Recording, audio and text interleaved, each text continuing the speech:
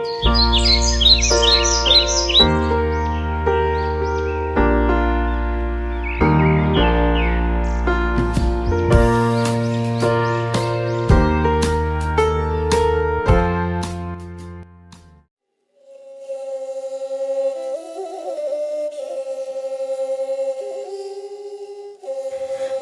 yamna ngalingay matam amagi wari amani. Yamna ingna chikpa khunggang macha ama leirami. Khunggang asida saupaton kauba. Sahi 13 musuraba yamna singba nupa macha amasu leirami. Hairiba nupa macha asigini haibada. Solabi mabok adu natana kanasu leitre. Matam-matamgi matung inna saupaton. Sauba sarik pharakle. Atubu solabi mabukti noma nomagi asum sonjilakle. Saubaton angang oiringaidadi mabokna kaithen toktuna lomai paluraga madudagi phanglakpa anasikiduna sing wanduna charakpani. Adubu haujikti saubatonsu chausilakle chaba hengalakle.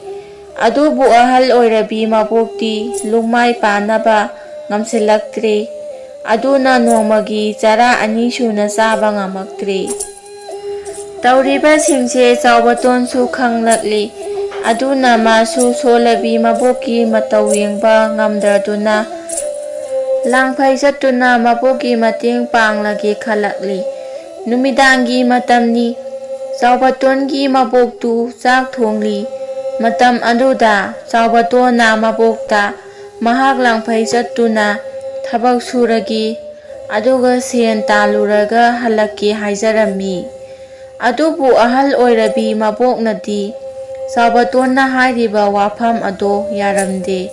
Kari wano saubatol nangbu solabi nabok aina pijabase nabok thandrabo. Abok adugi natiye nasu sama panggan chaure aboki mateng pangba ngamlagani. Haujikti abok pothabiro. Nasu saubatol aina abokpu nungaina thamnaba honajaragi abok. Saubaton langphai chatpa haibase araiba ama nattini. Wakhal lausing thoktriba nawa angang oiriba nangna langphai chatkhraga nabokpu karam lei. Abok adugidi karisu khanbigano. Ai asuk chaurabasidi soidana chatke ko abok. Asumna saubatonna langphai chatke haiduna ningai taurakle. Mabok adusu yarakle. Masidagi saubatol afaba numit ama yengduna langphai chatnaba thaurang tauki. Maduda mabokna saubatonda tangang khara hauduna lambida chanaba pibire. Matau asumna tangang ado saubatonna magi mafi marol yomliba phi mayom aduda hapchillaga kisa. Madugi matung lam amarom sangba chai amagi matonda kisanduna saubatol langphai chatnaba tholakhi. Asumna tauduna saubatol asum lakpana magi khunggang aduna leihauriba adudagi phanayam sangna lakle. Letana asum lakpana haujikti numidang wairam oirakle. Wamanladuna saubatolna khalli. Aibu yum amada changjaduna ngasi ahing asima changjafam laugie taubasi yum amata hek thengnadeda. Asumna khanduna leiringai arapada ahal ama ibungo langphai lakpagi oirabadi sidagi asum chalaga chingsang ama thengnagani.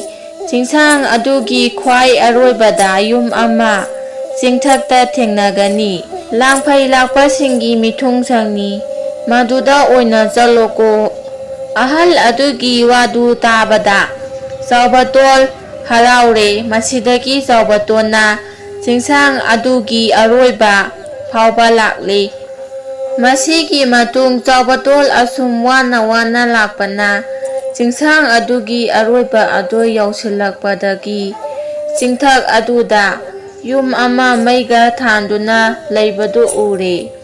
Madu ubada saubatol yamna harauna. Aduga mana yum adu yaurakpadadi yau mayam ama leirami.